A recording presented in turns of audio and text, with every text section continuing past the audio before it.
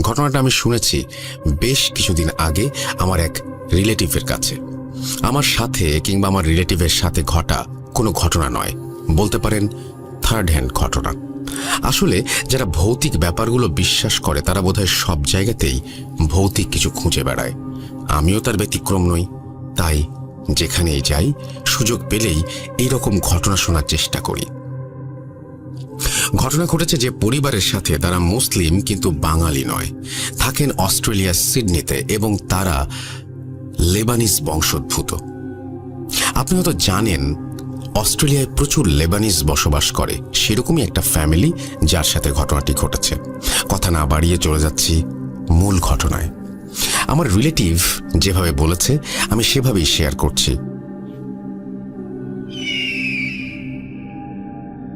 সাদি তার ওয়াইফ এবং ছেলেকে নিয়ে সিডনিতে থাকতেন অনেক বছর ধরে।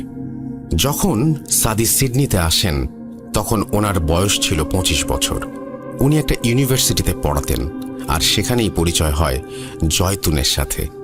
জয়তুন এবং আজিজা ছিল কাজিন, তারাও একই ইউনিভার্সিটিতে পড়তেন। সাদির সবসময়ই জয়তুনকে অনেক ভালো লাগত, আর সে কথা একদিন সে আজিজাকে বলে। আজিজাকে রিকোয়েস্ট করে যেন জয়তুনকে এই ভালোবাসার কথাটা সে জানিয়ে দেয়। কিছুদিন পার হয়ে গেল, কিন্তু জয়তুনের কাছ থেকে হাঁ বা না সূচক কোনো উত্তর না আসায় সাহস করে উনি নিজেই জয়তুনকে মনের কথা বলে দিলেন। জয়তুন কোনো প্রকার ভনিতা ছাড়াই হ্যাঁ সূচক জবাব দিল। এরপর কিছুদিন পার হয়ে যায়। একদিন কথা প্রসঙ্গে জয়তুনকে সাদি জিজ্ঞেস করল, তুমি এত সহজে রাজি হয়ে যাবে আমি বুঝতে পারিনি। আজিজা কি তোমাকে আমার বিষয়ে কিছু বলেছিল? জয়তুন অবাক হয়ে বলল, তুমি কি বলছো? আজিজা আমাকে কি বলবে? কেন? আমাদের বিষয়? আমি আজিজাকে দিয়ে তোমার কাছে প্রস্তাব পাঠিয়েছিলাম। কই, ও তো আমাকে কিছু বলেনি। দুজনে একটু অবাক হলো এবং সাদি বলল, বাদ দাও, আমরা দুজন একসাথে আছি, এটাই বড় কথা। আগেই বলেছি আজিজা এবং জয়তুন সম্পর্কে বোন হওয়ায় ওরা একই বাসায় থাকত। বছরখানেক পর সাদির পড়াশোনা কমপ্লিট হয়। এরপর তাদের রিলেশনের বিষয়টি তাদের ফ্যামিলিতে জানালো এবং বলল, আমরা বিয়ে করতে চাই। দুজনের ফ্যামিলি ওদের সম্পর্ক মেনে নিল এবং বিয়ের ব্যবস্থা করে দিল। এর বছরখানেক পার হতেই তাদের একটা ছেলে হলো। সাদি একটি প্রাইভেট প্রতিষ্ঠানে চাকরি করত এবং শুক্রবারে সিডনির একটা মসজিদে ইমামতি করত। অস্ট্রেলিয়ার সিডনিতে অনেক জায়গায় মসজিদগুলোতে লেবানিজ বা বাঙালি প্রভাব আছে। উনি যেহেতু ভালো কোরআন তেলাওয়াত করেন এবং ধর্ম সম্পর্কে ভালো ধারণা ছিল, তাই ওনাকে সবাই শুক্রবার জুম্মার নামাজ পড়ানোর অনুরোধ করেছিল এবং সেই থেকে উনি কন্টিনিউ করে আসছিলেন। ওনার আরও একটি বৈশিষ্ট্য ছিল, যেটা বংশক্রমে পাওয়া। জিনে ধরা মানুষের তদবির করতে পারতেন তিনি। উনি প্রফেশনালি করতেন না, কিন্তু মাঝে মাঝে এটা করতেন নিতান্ত কারো অনুরোধ থাকলে, এবং ওনার কিছু আধ্যাত্মিক ক্ষমতা ছিল সে কারণেও।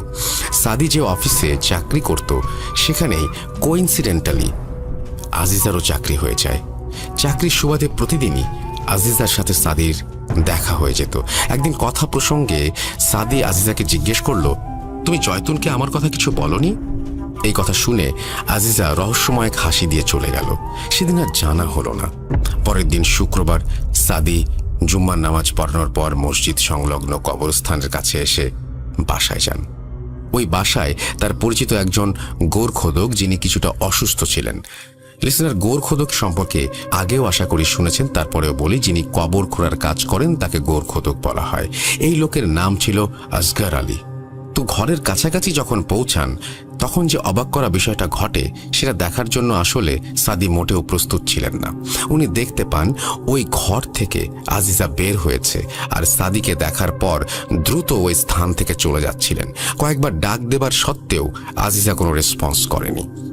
আসগরের বাসায় যাওয়াটা অস্বাভাবিক বিষয় না। বিষয়টা হলো ওই লোক সাদির পরিচিত, কিন্তু আজিজা কেন ওই লোকের কাছে গেল? উনি কালো জাদু, জিন, ভূত জাতীয় সমস্যা এবং কবর খোঁড়ার কাজ ছাড়া তো কিছু করেন না। আজিজার বিষয়ে মনে এক প্রকার শঙ্কা নিয়ে সাদি আসগরের বাসায় প্রবেশ করলেন। আসগরকে জিজ্ঞাসা করেন ওই মহিলা কি কারণে এখানে এসেছিল।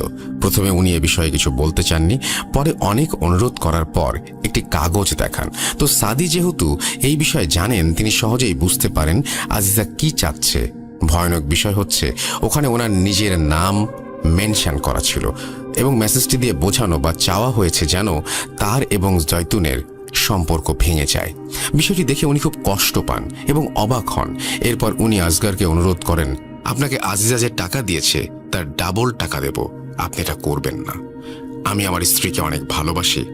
আসগর বলেন, ভাই আপনি আমাকে অনুরোধ করবেন না প্লিজ, আমি এমনিতে এটা করতাম না। আপনার প্রতি আমার অনেক শ্রদ্ধাবোধ আছে। সাদির অভ্যাস ছিল নিয়মিত ডায়েরি লেখা। ডায়েরিতে উনি লিখেছেন, আজ আসগরের বাসায় আজিজাকে দেখে খুব কষ্ট পেলাম। আমি কল্পনাও করিনি ও আমাকে ভালোবাসে, কিন্তু সন্দেহ ছিল। তবে এমন ভয়াবহ কাজ করবে এটা মানতেই পারছিলাম না। ও আমার এবং জয়তুনের সংসার ভেঙে দেবার জন্য ব্ল্যাক ম্যাজিক করার চেষ্টা করছিল। ওর সাথে কাল কথা বলতে হবে। কিছুক্ষণ পর জয়তুন রুমে প্রবেশ করে দেখল টেবিল ল্যাম্পটি জ্বলছে, কিন্তু সাদি রুমে নেই। এরপর কাছে গিয়ে ল্যাম্পটা বন্ধ করার সময় হঠাৎ চোখে পড়ল খুলে রাখা ডায়েরিটা। এরপর সে লেখাটা কৌতূহলবশত পড়ে ফেলল। সেসব কি দেখছে নিজেকে কন্ট্রোল করতে পারল না জয়তুন। প্রচণ্ড রাগ, কষ্ট, ঘৃণা কাজ করছিল তার মনের ভেতর। ওর অভ্যাস ছিল সবকিছু বাবাকে শেয়ার করা, কারণ আসলে ওর বাবা ছাড়া আর কেউ নেই। বাবা শুধু বাবাই নয়, ওর বন্ধু, তাই সে কারণেই শেয়ার করা। স্বাভাবিকভাবে জয়তুনের বাবার মনেও প্রচণ্ড ক্ষোভের সৃষ্টি হয়। তিনি মনে মনে ভাবতে থাকেন, তুমি আমার মেয়ের ওপর কালো জাদু করেছ, আমি তোমাকে ছাড়ব না, আমি তোমার ওপর কালো জাদু করব। এরপর যেরকম প্ল্যান করেছিল সেরকম বড় একজন তান্ত্রিকের কাছে যান তারা এবং সবকিছু খুলে বলেন। তান্ত্রিক বলল, আপনি ব্ল্যাক ম্যাজিক করতে চান? আপনি যাকে ব্ল্যাক ম্যাজিক করতে চান তার চুল, নখ এবং কিছু ব্যবহৃত জিনিস নিয়ে এসে আমার সাথে দেখা করবেন। এদিকে জয়তুনের অনেক মন খারাপ দেখে ওকে এবং ছেলেকে নিয়ে বাইরে ঘুরতে যায় সাদি। সাদির ডায়েরির বিষয়ে কিছুই জয়তুন জিজ্ঞাসা করেনি, কিন্তু মনে মনে অনেক কষ্ট পাচ্ছিল। রাস্তায় সাদি নিজেই ড্রাইভ করছিল, অনেক জোরে গাড়ি চালাচ্ছিল। কিছু দূর যাওয়ার পর কিছুটা পাহাড় ঘেরা একটা নির্জন রাস্তায় পৌঁছায় তারা। হঠাৎ রাস্তার মাঝখানে একটা কালো ছায়ার মতো তারা দেখতে পেল। ওনার কাছে অবয়বটা আজিজার মতোই মনে হলো। উনি একটু অন্যমনস্ক হয়ে যান, অজান্তেই হার্ট ব্রেক করেন এবং গাড়ি নিয়ন্ত্রণ হারিয়ে উল্টে যায়। প্রচণ্ড ধাক্কায় উনি বেহুশ হয়ে যান। কিছু সময় পর যখন হুঁশ ফিরে আসে, উনি দেখতে পান তার প্রাণপ্রিয় ছেলে এবং জয়তুন পড়ে আছে রাস্তায় রক্তাক্ত অবস্থায়। এই দৃশ্য দেখে উনি আবার বেহুশ হয়ে পড়ে যান। এরপর ওনার যখন হুঁশ আসে তখন তিনি নিজেকে আবিষ্কার করেন হাসপাতালের বেডে। উদ্বিগ্ন হয়ে সবার কাছে জানতে চান, আমার ছেলে, আমার ওয়াইফ কোথায়? ওনার বাবা জানান, ওরা আর বেঁচে নেই। তোমাদের মসজিদের কাছে যে কবরস্থান আছে ওখানে দাফন করা হয়েছে। এরপর হসপিটাল থেকে বেরিয়ে বাসায় না গিয়ে কবরস্থানে যান তিনি এবং স্ত্রীর কবর জিয়ারত করেন। হঠাৎ উনি দেখতে পান ওনার ছেলে ওনার পাশে বসে আছে। আবেগে উনি ছেলেকে জড়িয়ে ধরেন। এমন সময় চোখ পড়ে আসগরের দিকে। আসগর কেমন যেন ভয়ার্ত চোখে তার দিকে তাকিয়েছিল। কাছে ডাকতে আসগর তাকে প্রশ্ন করে, ভাই আপনি কার সাথে কথা বলছেন? উত্তরে সাদি বলেন, কেন, আমার ছেলে। আসগর খুব অবাক হয়ে বলে, আপনার ছেলে তো মারা গেছে, আপনার পাশে তো কেউ নেই। আমি নিজে তার কবর খুঁড়েছি। ভাই আপনার কি হয়েছে? এরপর আসগর সাদিকে প্রশ্ন করেন, আপনি তো এসব বিষয়ে অনেক ধারণা রাখেন, আপনার কি মনে হয় আপনার ছেলে আর ভাবির মৃত্যু কি স্বাভাবিক? আমার কাছে কিন্তু মনে হয় না। আমি আপনাদের পিছনে একটি কালো ছায়া দেখতে পেয়েছিলাম, যেটা ছিল ভাবির। সাদিরও সেই কথাই মনে হচ্ছিল।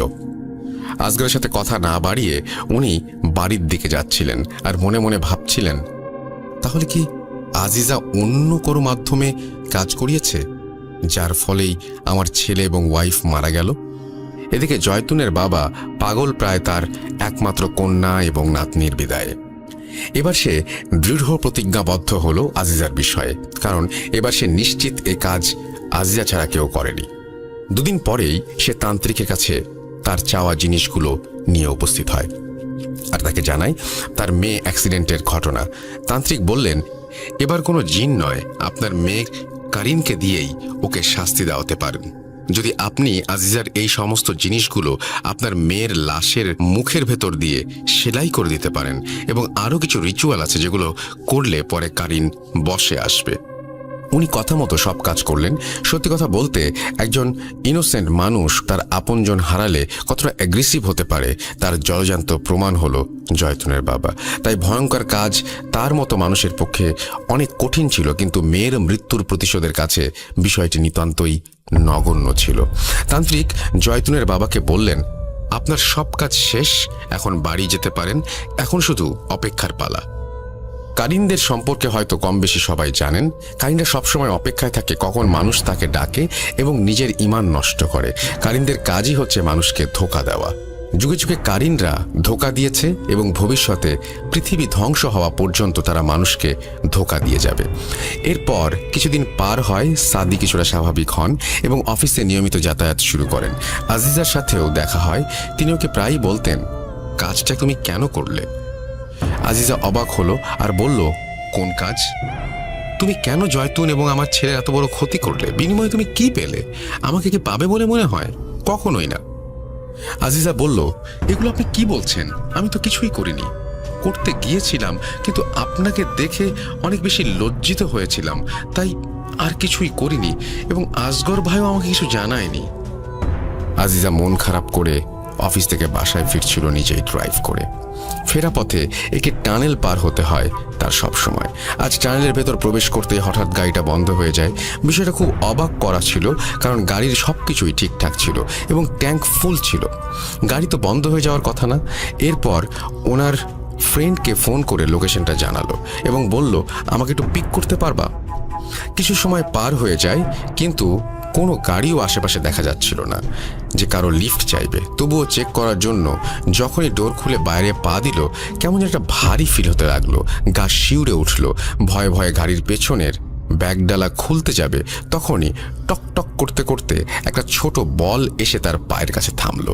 উনি ভয়ে ভয়ে বলল, এনিবডি হিয়ার? কোথাও থেকে কোনো রেসপন্স আসলো না।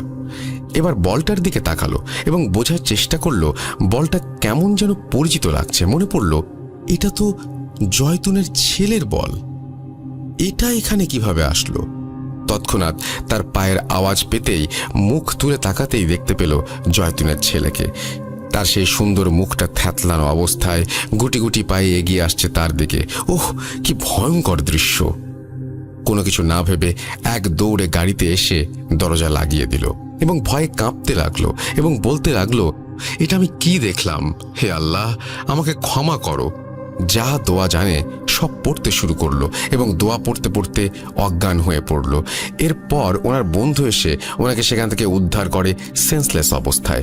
আসলে এরকম সিচুয়েশনে না পড়লে ব্যাপারটা কতটা ভয়ঙ্কর সেটা বোঝা মুশকিল। ওই দিন থেকে এরকম ইনসিডেন্টস তার সাথে সবসময় ঘটতেই লাগলো, যা তাকে আস্তে আস্তে মানসিকভাবে বিপর্যস্ত করে ফেলল। সবসময় তার আশেপাশে জয়তুন বা তার ছেলেকে দেখতে পেত। সে সবসময় শুধু একা একা চিৎকার করে বলতো, জয়তুন, আমি তোর কোনো ক্ষতি করিনি, আমাকে ছেড়ে দে। আস্তে আস্তে আজিজা তার মানসিক ভারসাম্য হারিয়ে ফেলে এবং জয়তুনের বাবাকে বা আশেপাশে যেই আসতো তাকে আঘাত করত, এমনকি মাঝে মাঝে কামড়ে দিত। অফিস যাওয়া বন্ধ করে দিয়েছে অনেক দিন আগেই।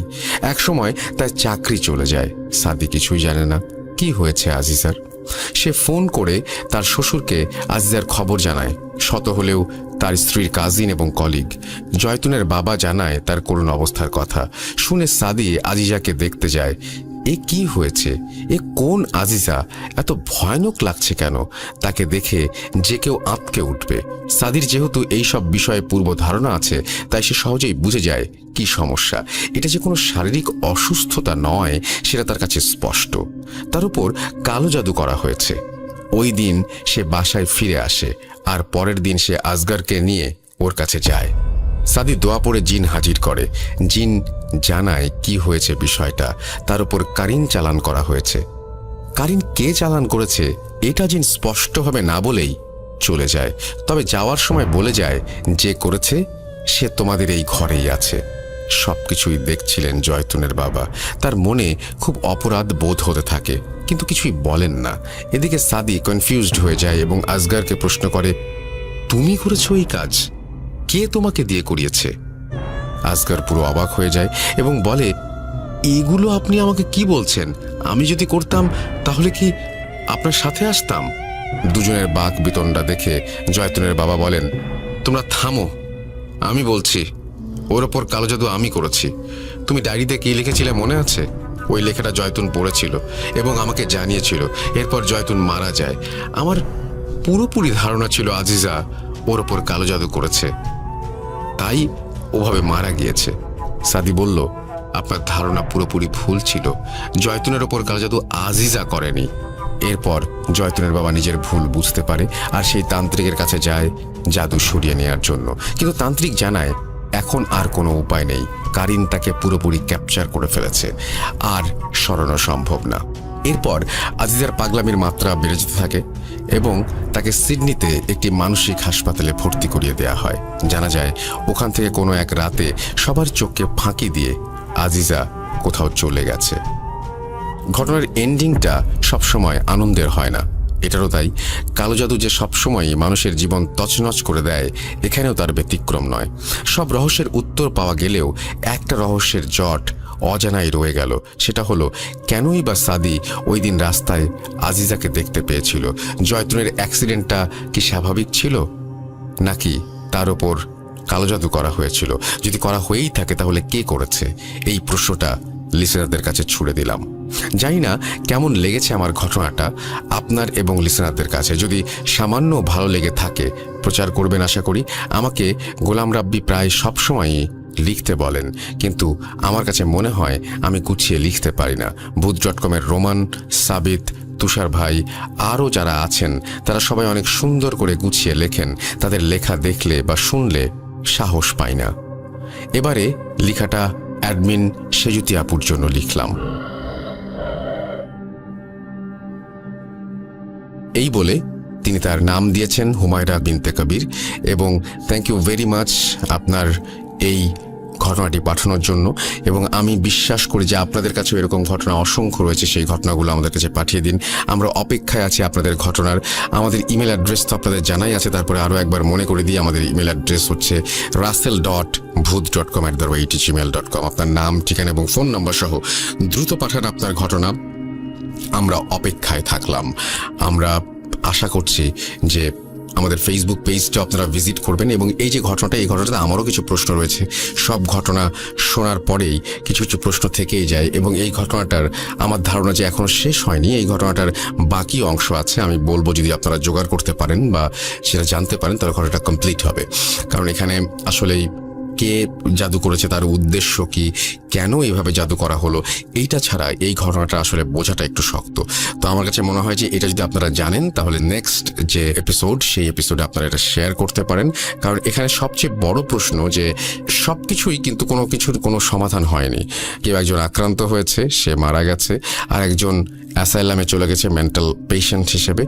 তো সব কিছুই একটু এলোমেলো, কিন্তু এই ঘটনাগুলো কে ঘটলো, কেন ঘটলো, এই জিনিসগুলো নিশ্চয়ই এই ঘটনার মধ্যে জানা হলে এটা চলমান ঘটনা, সেই ব্যাপারটা একটু আমাদের একটু কাইন্ডলি ক্লিয়ার করবেন। আমি চলে যাব আমাদের পরবর্তী ঘটনায়।